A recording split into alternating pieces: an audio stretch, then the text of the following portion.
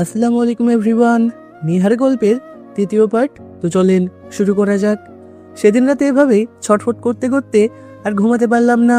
সকাল হয়ে গেল। সকালবেলা নাস্তা খেয়ে আমি আমার বন্ধুকে নিয়ে নিহার যে বাড়িতে ঢুকেছিল ওই বাড়ির সামনে গেলাম, কিন্তু কারো কোনো আওয়াজ নেই। অনেকক্ষণ অপেক্ষা করলাম, কিন্তু নিহার আর বেরিয়ে আসলো না। এভাবে কয়েকদিন আমি ওর বাড়ির সামনে গিয়ে হাঁটাহাঁটি করতাম, কিন্তু সে আর বের হতো না। আমার মনের মধ্যে কষ্টের ঝড় বয়ে যাচ্ছে। এভাবেই অনেকদিন কেটে গেল। কয়েকদিন পরে এক বিকেলে আমি শহরের নীরব লাইব্রেরির সামনে দাঁড়িয়েছিলাম। হঠাৎ ভেতর থেকে বেরিয়ে এলো নিহার, হাতে কয়েকটা বই। চোখে যেন অন্য এক জগৎ ভাসছিল। আমাকে দেখে থমকে দাঁড়ালো, অবাক হয়ে বলল, আপনি এখানে? আমি হেসে উত্তর দিলাম, বইয়ের ঘ্রাণে টেনে এনেছে, তবে মনে হচ্ছে এর চেয়েও বড় একটা কারণ আছে। কিন্তু আমি তাকে এটা জানালাম না যে আমি এতদিন কিভাবে পাগলের মতো তাকে খুঁজেছি। আমার মন তার জন্য কেমন অস্থির ছিল। তার ঠোঁটে খেলে গেল এক রহস্যময় হাসি। এবার তাকে আর লাজুক মনে হলো না, বরং কেমন খোলা মনে নিঃসংকোচে বলল, আমি প্রায় এখানে আসি, বই আমার একমাত্র আশ্রয়। আমি আগ্রহ নিয়ে জিজ্ঞাসা করলাম, কি ধরনের বই পড়েন? সে একটু চুপ থেকে উত্তর দিল, যেগুলো পড়লে মনে হয় আমি একা নই, কারো না কারো গল্প লুকিয়ে থাকে আমার নিজের নিঃশব্দ ব্যথা। তার কথায় অদ্ভুত এক গভীরতা ছিল, যেন প্রতিটি শব্দের আড়ালে লুকানো কোনো না বলা গল্প। আমরা লাইব্রেরির বাইরে পুরনো একটা বেঞ্চের বসে অনেকক্ষণ কথা বললাম। সে তার মায়ের অসুস্থতার কথা বলল, সংসারের সীমাবদ্ধতার কথা বলল। আমি বললাম প্রবাসের দীর্ঘ শূন্যতার কথা, বাবা মায়ের সাথে অভিমানের ইতিহাস। নিহা চুপ করে শুনছিল। তারপর হঠাৎ বলল, রাগ তো শেষ পর্যন্ত নিজের ভিতরকেই পোড়াই, তাই না? আমি থমকে গেলাম, বুকের ভেতর কেমন ধাক্কা খেলাম। 10 বছর আগে যদি কেউ এভাবে বলতো, হয়তো আজ আমি এত দূরে এত একা থাকতাম না। তার চোখে তখন কেমন অদ্ভুত হলো, যেন সে আমার ভেতরের সব অন্ধকার দেখছে। এরপর থেকে আমাদের যেন কথা বেরিয়ে চললো, কখনো বইয়ের দোকানে, কখনো ভিড়ের বাজারে, আবার কখনো হঠাৎ অচেনা রাস্তায়। আমি খেয়াল করেছিলাম প্রতিটি মুহূর্তে তার ভিতরের অদৃশ্য সৌন্দর্য যেন উন্মোচিত হচ্ছে। সে সাধারণ সাজে আসে, কিন্তু তার সরলতার ভেতর ছিল এক অন্যরকম দীপ্তি। মায়ের প্রতি তার যত্ন, প্রতিটি কাজে অদ্ভুত দায়িত্ববোধ আমাকে মুগ্ধ করছিল। মনে হচ্ছিল আমার জীবনের যে শূন্য জায়গাটিতে এতদিন প্রবাসের স্মৃতি দিয়ে ভরতে চেয়েছি, তা আসলে অপেক্ষা করছিল নিহারের জন্যই। সেদিন বিকেলে আমরা দুজন গ্রামের পথ দিয়ে হাঁটছি। গ্রামের পরিবেশটা একেবারেই শান্ত ছিল, কোনো মানুষের আনাগোনা নেই। আশেপাশে গাছপালা এবং সোনালি রঙের ধানের ক্ষেত, তার উপরে সূর্যের লাল কিরণ যেন আমাদের সময়টিকে আরো মধুময় করে তুলছে। আমরা দুজন নীরবে হাঁটছি, এরই মধ্যে সূর্যের আলো অন্ধকারে পরিণত হলো। হঠাৎ ঝুম বৃষ্টি নামলো। আমরা দুজন একই ছাতার নিচে দাঁড়িয়ে, চারপাশে কেবল বৃষ্টির শব্দ আর বাতাসের শীতলতা।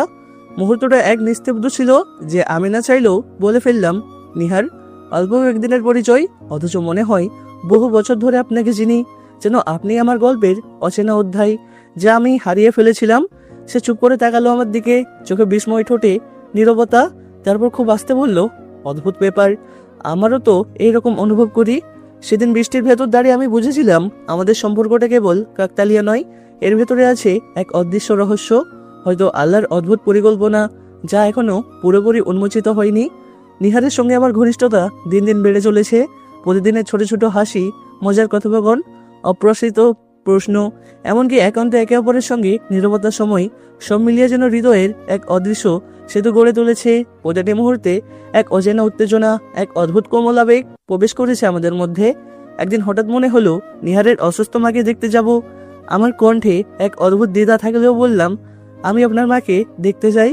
নিহার চুপচাপ মাথা নাড়ালো, যেন অনুমতি দিয়ে বলেছিল, এসো। একদিন সাহস করে আমি তাদের বাড়িতে গেলাম।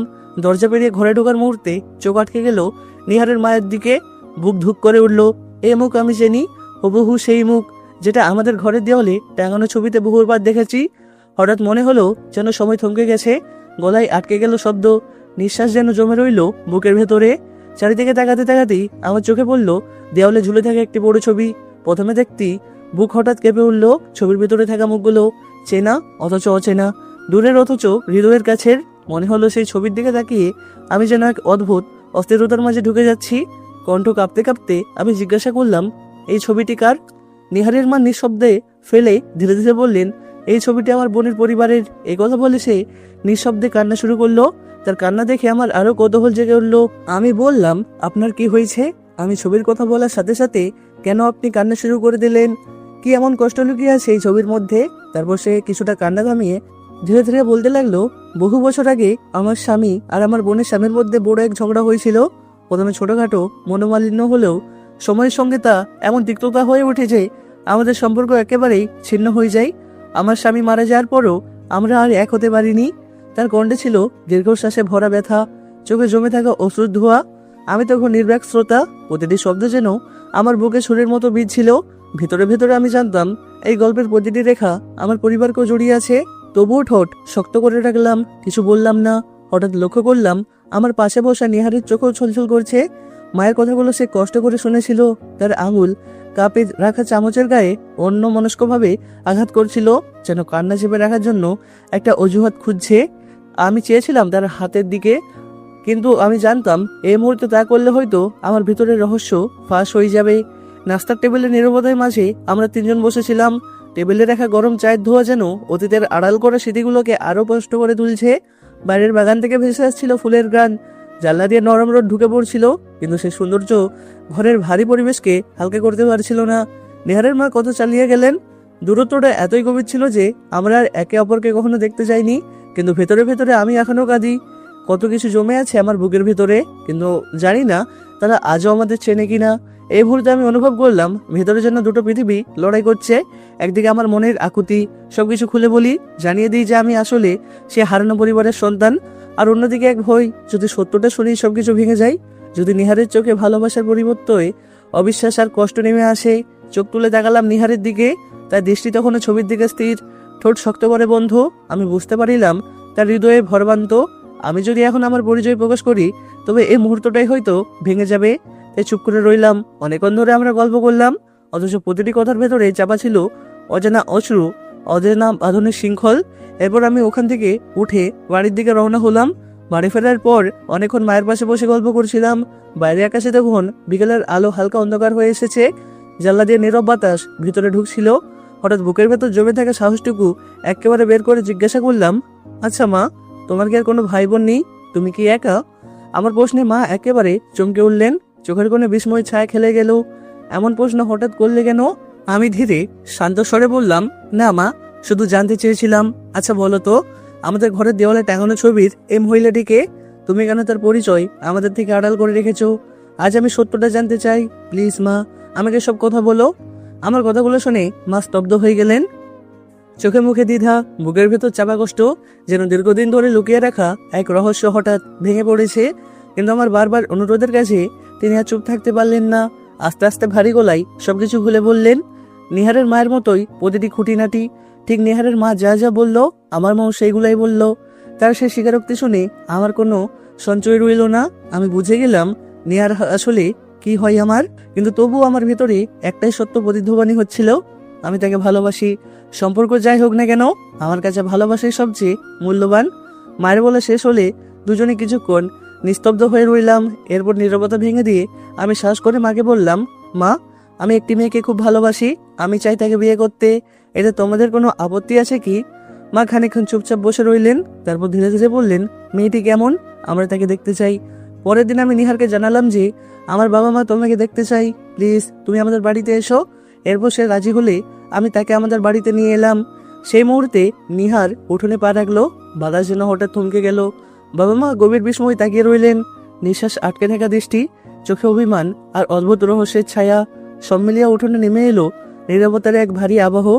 নিহার ধীরে ধীরে এগোচ্ছিল, তার চোখে শান্তির আভা, কথার ভেতর সামান্য দ্বিধা, কখনো ঠোঁটে নিঃশব্দ হাসির আভাস, কখনো চোখের কোণে অজানা কৌতূহল। তার প্রতিটি ভঙ্গি যেন তাকে আরো মায়াবী করে তুলছিল। আমরা দুইজন ঘরে এসে ড্রয়িং রুমে বসলাম। বাবা মা সেখানে এসে আমাদের পাশে বসলো।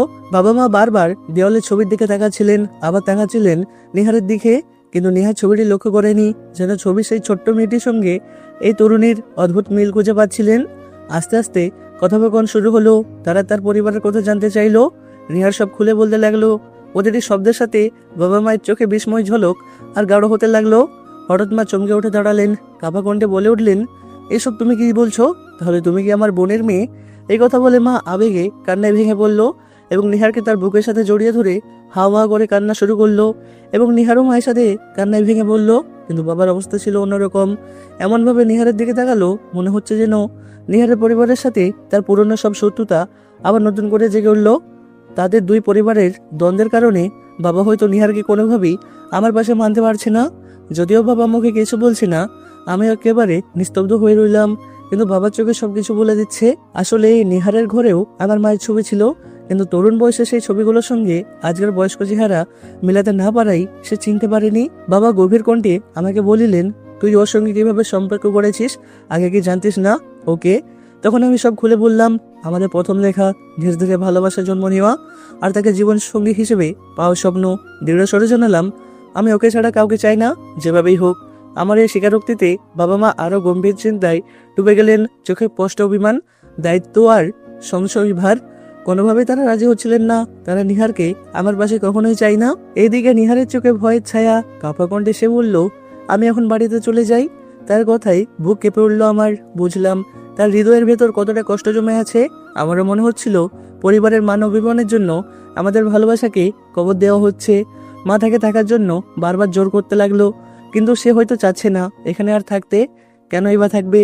যাকে আমি এতদিন ভালোবেসে বিবাহের আশ্বাস দিয়ে বাড়িতে নিয়ে এলাম, তাকে আমার বাবা মা অস্বীকার করছে।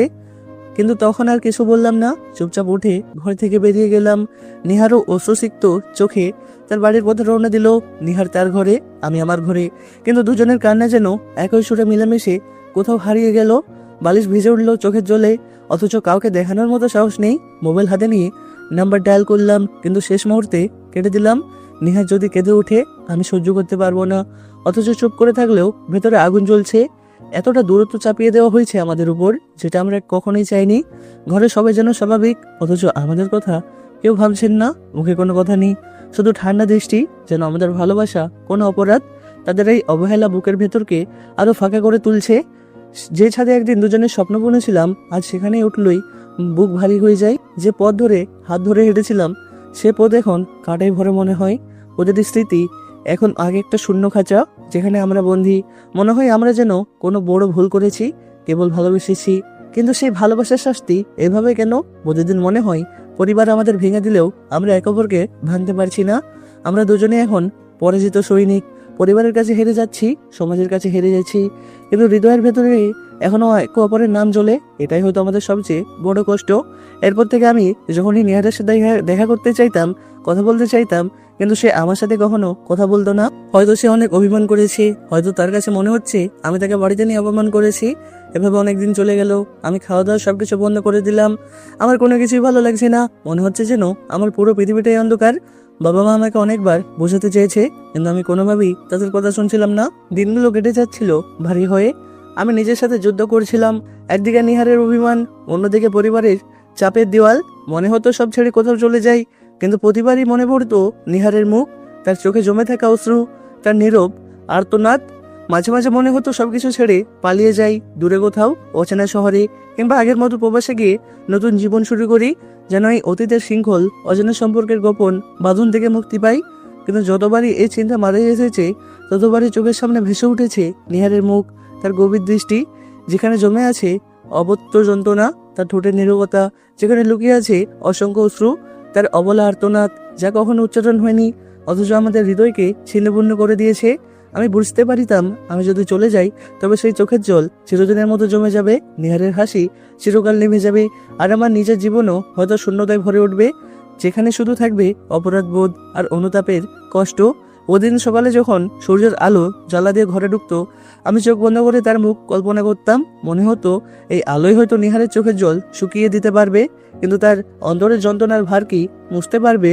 কখনো রাতের গভীরে একা বসে থাকতাম, চারপাশে নীরবতা আমার মনে এক অদ্ভুত প্রশ্ন ছুড়ে দিত। আমি কি নিহারকে নিজের জীবনসঙ্গী রূপে আনতে পারবো না, নাকি ভয় পালিয়ে যাব আর চিরদিনের মতো আমার ভালোবাসাকে অন্ধকারে ডুবিয়ে রাখবো? তবুও যখনই চোখের সামনে ভেসে উঠতো নিহারের মলিন হাসি আর তার চোখের মায়া ভরা চাহিনি, আমি স্থির হয়ে যেতাম। মনে হতো না, আমাদেরকে ফেলে কোথাও যেতে পারবো না, কারণ তার এক ফোঁটা অশ্রু মুছে দেওয়ার চেয়ে বড় দায়িত্ব আমার জীবনে আর কিছু নেই। হৃদয়ের গভীরে তখন এতটাই প্রতিজ্ঞা জন্ম নিত, যাই হোক, আমার পরিবার মানুক আর না মানুক, যেভাবেই হোক, আমি শেষ পর্যন্ত তার পাশেই থাকবো। তারপর এক রাতে হঠাৎ ফোনের স্ক্রিনে আলো জ্বলে উঠল, নিহারের নাম। হৃৎপিণ্ড যেন বুকে থেমে গেল, কল ধরতে হাত কাঁপছিল, কিন্তু শেষমেশ সাহস করে রিসিভ করলাম। ওপাশে নীরবতা, কিছুক্ষণ শুধু নিঃশব্দের শব্দ শোনা যাচ্ছিল। তারপর খুব আস্তে নিহার বলল, তুমি খাওয়া দাওয়া করছো না কেন? শব্দগুলো আমার বুক ভেদ করে দিল। আমি গলা ভারী করে বললাম, তুমি কি আমাকে এত সহজে ভুলে যেতে পারবে? তোমাকে ছাড়া আমার কিছুই ভালো লাগছে না। নিহার তখন কিছুক্ষণ চুপ করে রইল, তারপর ভাঙা গলায় বলল, আমিও ভুলতে পারি না, কিন্তু আমরা কি করব? পরিবার আমাদের গ্রহণ করবে না। তুমি আমাকে ওদের সামনে দাঁড় করিয়ে অপমানিত করেছো, এই কষ্টটা আমি ভুলতে পারছি না। আমি চোখ মুছতে মুছতে বললাম, আমি চাইনি তোমার কষ্ট হোক, আমি শুধু চেয়েছিলাম আমাদের সম্পর্কটা সবার সামনে সত্য হোক। যদি অপরাধ হয় তবে সেই অপরাধের বোঝা আমি নেব, তুমি নই। ফোনের ওপাশ থেকে কান্নার শব্দ আসতে লাগলো। আমরা দুজনেই চুপচাপ কাঁদতে লাগলাম। কোনো শব্দ নেই, শুধু কান্নার স্রোত যেন দুই প্রান্ত থেকে এক হয়ে মিলছে। সে রাত থেকে আমাদের কথাবার্তা আবার শুরু হলো, কিন্তু সবকিছু আর আগের মতো ছিল না। আমাদের প্রতিটি আলাপ, প্রতিটি দেখা ভয় আর কষ্টে মোড়ানো। মনে হতো আমরা দুজনেই যেন ভাগ্যের বিরুদ্ধে দাঁড়িয়ে আছি। দিন যত ছিল, আমার বাবা মা আমার পরিবর্তনটা টের পাচ্ছিলেন। একদিন মা এসে খুব নরম গলায় বললেন, রাতুল, তুমি এভাবে নিজেকে শেষ করে দিচ্ছ কেন? যদি সত্যিই সে মেয়েটাকে ভালোবাসো তবে আমাকে আরেকবার তার চোখের দিকে তাকাতে দাও। মেয়েটি কি তোমার জন্য এই যন্ত্রণাটা সহ্য করছে? মায়ের কণ্ঠে আজ প্রথমবার একটু কোমলতাটা টের পেলাম। মনে হলো হয়তো আশার আলো এখনো নিভে যায়নি। আমি চোখ মুছে বললাম, মা, ওকে ছাড়া আমি বাঁচতে পারবো না। যদি ভালোবাসা অবরোধ হয় তবে আমি সেই অপরাধী। মা কিছুক্ষণ চুপ করে রইলেন, তারপর নিঃশ্বাস ফেলে বললেন, তাহলে আমিও আর তোমাদের আলাদা করতে চাই না, কিন্তু বাকি সিদ্ধান্তটা তোমার বাবার হাতে। আমার বুকটা হালকা হয়ে এলো, তবু ভয় রয়ে গেল। বাবা কি কখনো মানবেন, নাকি আমাদের এই ভালোবাসা আবারও ঠেকে দেয়া যাবে দেয়ালের গায়ে? মা যদিও নরম হলেন, কিন্তু বাবার মুখে ছিল কঠিন নীরবতা। প্রতিদিনই বাবার চোখের দিকে তাকিয়ে মনে হতো তিনি যেন এক অদৃশ্য দেয়াল, যেটা আমি কোনোভাবেই ভাঙতে পারছি না। একদিন সাহস করে বাবাকে বললাম, বাবা, আমি নিহারকে ছাড়া বাঁচতে পারবো না, দয়া করে আমাদের সম্পর্কটা মেনে নিন। বাবা দীর্ঘক্ষণ নীরব থেকে খুব ঠান্ডা গলায় বলিলেন, ভালোবাসা মানে শুধু দুজনের মিলন নয়, ভালোবাসা মানে পরিবারের সম্মান রক্ষা করা। তুই যদি এই সম্পর্ক চালিয়ে যাও তবে সেটা হবে পুরো পরিবারের বিরুদ্ধে বিদ্রোহ। বাবার গলে কোনো আবেগ ছিল না, শুধু কঠোর সত্য। আমি আর কোনো কথা বলতে পারলাম না। সেদিন রাতে আবার ফোনে নিহারের সঙ্গে কথা হলো। আমি সব খুলে বললাম। নিহার হাহাকার ভরা গলায় বলল, তাহলে কি এভাবে শেষ হবে সবকিছু? আমি চুপ করেছিলাম, কারণ উত্তর দেওয়ার মতো ভাষা আমার কাছে ছিল না। শুধু বুকের ভেতর আগুন জ্বলছিল আর চোখ দিয়ে কান্না গড়িয়ে পড়ছিল। এরপর থেকে আমাদের দেখা সাক্ষাৎ একেবারে বন্ধ হয়ে গেল। ফোনে মাঝে মাঝে কথা হলো, তাদের শুধু কান্না আর অভিমান। ধীরে ধীরে আমাদের নীরবতা যেন হাজার কথার থেকেও বেশি ভারী হয়ে উঠল। একদিন হঠাৎ শুনিলাম নিহারের বিয়ার প্রস্তাব এসেছে। খবরটা শুনে মনে হলো আমার পৃথিবীটা ভেঙে পড়ল। সেদিন রাতে আমি ছাদে দাঁড়িয়ে আকাশের দিকে তাকিয়েছিলাম, যে আকাশের নিচে একদিন আমরা স্বপ্ন বুনেছিলাম। আর সেই আকাশই যেন আমাদের শত্রু। নিহার কাঁদতে কাঁদতে শেষবারের মতো ফোন করলো, বলল, তুমি মনে রেখো, আমি কাউকে ভালোবেসে বিয়ে করছি না। আমি শুধু পরিবারের কথা ভেবে মাথা নত করছি, কিন্তু আমার হৃদয়টা আজীবন তোমার কাছেই বন্দি থাকবে। আমি কাঁদতে কাঁদতে তাকে বললাম, প্লিজ, তুমি আমার জন্য আর একটু অপেক্ষা করো, আমি আর চেষ্টা করে দেখছি। এরপর সেই ফোনটি কেটে দিল। নিহারের বিয়ের খবর শুনে আমি ভেঙে পড়েছিলাম, কিন্তু ভেতরে ভেতরে ভাবছিলাম, আমি যদি নীরব হয়ে থাকি তাহলে আমাদের ভালোবাসাটা সত্যি কবর হয়ে যাবে। কিন্তু এটা আমি কোনোভাবেই মেনে নিতে পারবো না। ওই দিন রাতে আমি আবারও মায়ের কাছে গিয়ে তারপর মায়ের পায়ে ধরে কান্নাকাটি করতে লাগলাম, প্লিজ মা, আমাদের ভালোবাসাটা এভাবে শেষ করে দিও না। আমাদের জীবন নষ্ট হয়ে যাক, তোমাদের কি লাভ? আমরা তো তোমাদের সন্তান। যদি আমরা সুখে থাকি তাহলে সেটা তো তোমাদের সুখ। কেন তোমরা তোমাদের সন্তানদের থেকে এই সমাজকে বেশি প্রাধান্য দিচ্ছ? আমার এই কথাগুলো মায়ের বুকে তীরের মতো আঘাত করলো। মা আমাকে বলল, তুই শান্ত হো বাবা, আমি তোর বাবাকে বুঝিয়ে বলছি। সে রাতে বাবা আমাকে ডাকলেন। চোখে মুখে ছিল এক অদ্ভুত কঠোরতা, কিন্তু কণ্ঠে ছিল নরম স্রোত। বাবা ধীরে ধীরে বলিলেন, রাতুল, আমি তোকে অনেকবার থামাতে চেয়েছি, ভাবতাম সময় গেলে ভুলে যাবি সবকিছু, কিন্তু আজ আমি দেখেছি তোকে ভাঙতে পারিনি। তোকে কষ্ট দিয়ে আমি নিজেও কষ্ট পেয়েছি। তোর চোখের জল আমাকে হারিয়ে দিয়েছে। আমি অবাক হয়ে বাবার দিকে তাকালাম। তিনি নিঃশ্বাস ফেলে বললেন, ভালোবাসা যদি এত দৃঢ় হয় তবে সেটা পাপ হতে পারে না। আমাদের অভিমান, সমাজের দেওয়াল, এসব ভেঙে যদি তোরা সুখী হতে পারিস তবে আমি আর বাধা দেব না। মুহূর্তটা আমার জীবনের সবচেয়ে বড় স্বপ্নের মতো ছিল। আমি ছুটে গিয়ে বাবার পায়ে জড়িয়ে ধরলাম। চোখে জল থামছিল না। বাবা আস্তে করে আমার মাথায় হাত রাখলেন। সে মুহূর্তে তার চোখে ছিল এক অদ্ভুত শান্তি, কণ্ঠে এক গভীর কোমলতা। যা বাবা, তোকে আমি অনুমতি দিলাম, তোর মায়ের কাছে খবরটা দে। আর নিহারকেও বল আগামীকাল তার মাকে নিয়ে আমাদের বাড়িতে চলে আসতে। বাবার কথাগুলো যেন আমার হৃদয়ের ভেতর এক আপর প্রশান্তির ঢেউ বইয়ে দিল। মনে হলো এতদিনের অপেক্ষা, দুশ্চিন্তা আর অশ্রু এক নিমেষেই মিলিয়ে গেল। আমি খুশিতে যেন শাসন নিতে ভুলে যাচ্ছিলাম। হাত কাঁপতে কাঁপতে সাথে সাথেই ফোন হাতে নিলাম।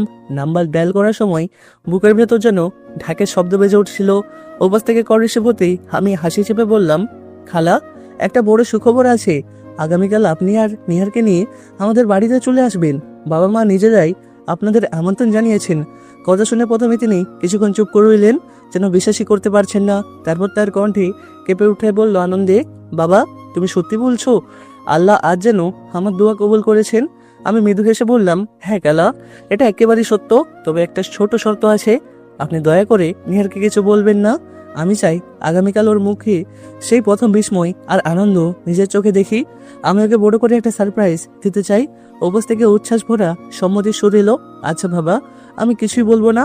ফোন কেটে দেওয়ার সময় আমার চোখে অশ্রু জমে উঠলো। আনন্দ পরে সেই অশ্রু। মনে হলো জীবনের সবচেয়ে সুন্দর মুহূর্তের পথে আমি এক ধাপে এগিয়ে গেলাম। সেদিন রাতটা আমার জীবনের সবচেয়ে অদ্ভুত রাত ছিল। মনে হচ্ছিল পৃথিবীর সব ভার যেন হঠাৎ বুক থেকে নেমে এসেছে। এতদিন যে স্বপ্নটা কেবল চোখের জলে ডুবেছিল, হঠাৎ যেন বাস্তবে রূপ নিতে চলেছে। বিছানায় শুয়ে থাকলেও চোখে ঘুম আসছিল না। বারবার বাবার কথা মনে হচ্ছিল। ভালোবাসা যদি এত দৃঢ় হয়, তবে সেটা পাপ হতে পারে না। এই একটি বাক্য যেন আমার সমস্ত অন্ধকার দূর করে দিয়েছে।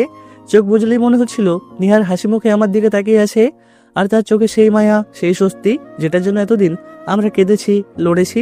মনে হচ্ছিল আমি সত্যিই তাকে হারাইনি, বরং আমি আরো গভীরভাবে ফিরে পেয়েছি।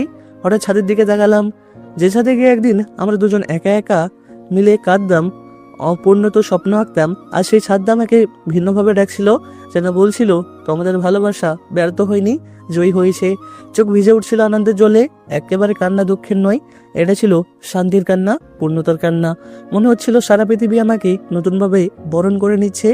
দূরে আজান ভেসে এলো, আর আমার ভিতর যেন এক অদ্ভুত সান্ত্বনা নেমে এলো।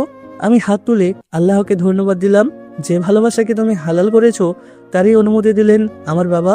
পরের দিন সকালটা যেন আলাদা এক অন্যরকম আলোয় ভরে উঠলো। বাড়িটা গোছানো, মা রান্নাঘরে ব্যস্ত, বাবা বারবার বারান্দায় গিয়ে বাইরের রাস্তার দিকে দেখাচ্ছেন, আর আমি শুধু ঘড়ির কাঁটা গুনছি কখন সেই মুহূর্তটা আসবে। অবশেষে বেলা গড়াতেই গেটের বাইরে এক রিক্সার শব্দ ভেসে এলো। আমি ছুটে বারান্দায় গেলাম, দেখলাম রিক্সা থেকে নামছে নিহার আর তার মা। নিহারের হাতে মায়ের জন্য পানির বোতল, আর মুখে সেই চিরচেনা লাজুক হাসি। কিন্তু সে জন্য জানতোই না আজকের দিনটা তার জীবনের সবচেয়ে বড় চমক হয়ে উঠবে। আমি দরজার কাছে গিয়ে দাঁড়ালাম, দরজা খুলে তাদের ভেতরে আসতে দিলাম। আমার চোখের কোণে আনন্দে অশ্রু জমে উঠলো, কিন্তু আমি জোরে করে হাসি ধরে রাখলাম। মা এগিয়ে গিয়ে নিহারের মাকে বুকে টেনে নিলেন। আপনি কেমন আছেন? আজ আপনাদের ঘরে আসতে পেরে আমরা সত্যিই ধন্য। নিহার অবাক হয়ে চারপাশে দেখাচ্ছে, যেন বুঝতেই পারছে না কেন সবাই এত আপন্নভাবে কথা বলছে। আমি মুচকি হেসে তার কাছে গিয়ে ফিসফিস করে বললাম, আজকের দিনটা শুধু তোমার জন্যই সাজানো। তার চোখে বিস্ময় ঝিলিকছিল। কিছু জিজ্ঞাসা করার আগেই বাবা হেঁটে এসে গভীর অথচ স্নেহমাখা কণ্ঠে বললেন, নিহারের মা, আজ থেকে তুমি আর তোমার মেয়ে আমাদের পরিবার। তোমাদের জন্য এই দরজা সবসময় খোলা থাকবে। বাবার কথা শেষ হতেই নিহারের মা আনন্দে কেঁদে ফেললেন। আমি তাড়াতাড়ি গিয়ে তার হাতটা ধরলাম, আর নিহারের চোখ থেকে চুপচাপ টলটল করে নেমে এলো জল। সেই মুহূর্তে মনে হলো আমাদের দীর্ঘ অপেক্ষা, লুকানো কষ্ট আর অশ্রুর প্রতিটি ফোঁটা আজ একসাথে রূপ নিল পূর্ণতার আনন্দে। আমি ধীরে ধীরে নিহারের হাতটা নিজের হাতে তুলে নিলাম, মৃদু সুরে বললাম, আজ থেকে তুমি শুধু আমার নও, আমাদের সবার। স্বপ্নটা অবশেষে সত্যি হলো। সবাই বসার ঘরে আনন্দে মেতে আছে। মা আর নিহারের মা রান্নাঘরে গল্প করতে করতে রান্নায় ব্যস্ত। বাবা চা খেতে খেতে বারবার খুশির কথা বলছেন। সেই ভিড়ের মাঝে আমি চুপিসারে নিহারের হাত ধরে তাকে নিয়ে চলে এলাম ছাদের দিকে। আকাশে তখন সোনালি বিকেল নেমেছে, হালকা বাতাসে তার চুল উঠছে। আমি তার দিকে তাকাতেই দেখলাম তার চোখ এখনো ভিজে আছে আনন্দ স্রোতে। আমি মৃদু হেসে বললাম, কেমন লেগেছে তোমার সারপ্রাইজটা? নিহার দু হাত দিয়ে মুখটা ঢাকলো, তারপর ধীরে ধীরে ভেজা চোখে আমার দিকে তাকালো, কণ্ঠ কেঁপে উঠলো। তুমি জানো আমি কতটা ভয় পেতাম। ভাবতাম সমাজ হয়তো আমাদের মেনে নেবে না, পরিবার হয়তো দূরে ঠেলে দেবে। কিন্তু আজ মনে হচ্ছে আমি স্বপ্ন দেখছি। এত বড় সুখ আমি কখনো কল্পনাও করিনি। আমি তার হাত শক্ত করে চেপে ধরলাম। এটা স্বপ্ন নয় নিহার, এটা আমাদের ভালোবাসার বাস্তব রূপ। আজ বাবা মা নিজেরাই আমাদের পরিবার হিসেবে মেনে নিয়েছে। নিহার আমার বুকে মুখ লুকালো, কাঁপা কাঁপা স্বরে বলল, তুমি আমাকে এত সুন্দরভাবে সারপ্রাইজ দিলে আমি কখনোই ভুলতে পারবো না। আজ আমার মনে হচ্ছে আমি পৃথিবীর সবচেয়ে ভাগ্যবতী মেয়ে। আমি তার কানের কাছে ঝুঁকে ফিসফিস করে বললাম, না, ভাগ্যবান আমি, কারণ আমি তোমাকে পেয়েছি।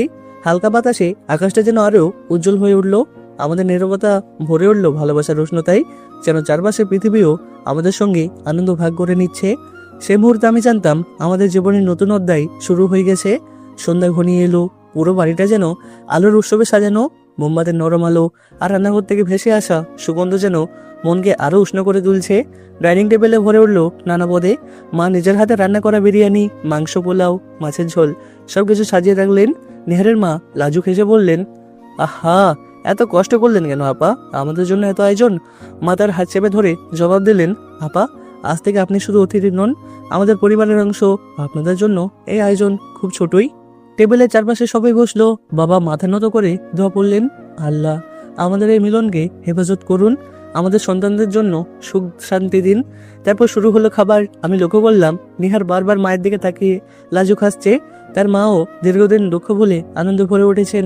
বাবা এক চামচ বিরিয়ানি তুলে নিহারের প্লেটে দিলেন, এই নে মা, নিজের মেয়ের মতো খাস। নিহারের চোখে আবার অশ্রু ঝিলিক দিল। সে মাথা নিচু করে বলল, ধন্যবাদ আঙ্কেল, না, এখন থেকে আপনাকে আব্বু বলবো। কথাটা শুনে পুরো টেবিলে এক মুহূর্তে নীরবতা নেমে এলো। তারপর মা খুশিতে হেসে উঠলেন। বাবা চোখ মুছে বললেন, আর আমি অনুভব করলাম আমার হৃদয়টা ভালোবাসা আর কৃতজ্ঞতায় ভরে গেছে। খাওয়া দাওয়ার ফাঁকে হাসি আড্ডা চলতে লাগলো। পুরোনো দুঃখ, কষ্ট, একাকিত্ব যেন ধুয়ে মুছে মিলিয়ে গেল এক নতুন সম্পর্কের আনন্দে। খাওয়া শেষে মা সবার হাতে মিষ্টি তুলে দিয়ে বললেন, আজ থেকে আমাদের সংসারে নতুন আলো জ্বললো। এই আলো যেন সারা জীবন অটুট থাকে। আমি নিঃশব্দে নিহারের হাত চেপে ধরলাম। সে চোখ নামিয়ে রাখলেও ঠোঁটের কোণে ফুটে উঠল এক অদ্ভুত তৃপ্তির হাসি। সেই মুহূর্তে মনে হলো আজ আমরা শুধু খাবার ভাগ করিনি, ভাগ করেছি হৃদয়ের সম্পর্ক, স্বপ্ন আর ভবিষ্যতের প্রতিশ্রুতি। রাতের খাবার শেষ হতেই সবাই বসার ঘরে এসে জমে বসলো। বাতাসে দহনো বিরিয়ানির হালকা ঘ্রাণ আসছে, আর চায়ের কাপ হাতে নিয়ে বাবা, চাচা। বিয়ের আলোচনা হলো কাপড়, মিহরানা আর স্বর্ণের প্রসঙ্গ। নিহারের মা বললেন, মেয়ের জন্য লাল বেনারসি চাই। আমার মা হাসলেন, ছেলের জন্য সাদা পাগড়ি। আমার চাচা বললেন, মেহরানা মেয়ের মর্যাদার প্রতীক। আমার বাবা উত্তর দিল, আমরা উপযুক্ত অঙ্গীকার দেব। স্বর্ণের কথা উঠতেই সবাই একসাথে বলল, আসল অলংকার হলো ভালোবাসা। এভাবে একজন এক এক কথা বলতে বলতে সবাই হু হু করে হাসিতে মেতে উঠেছেন। পরিবেশটা খুবই মনোমুগ্ধকর হয়ে উঠেছে। তারপর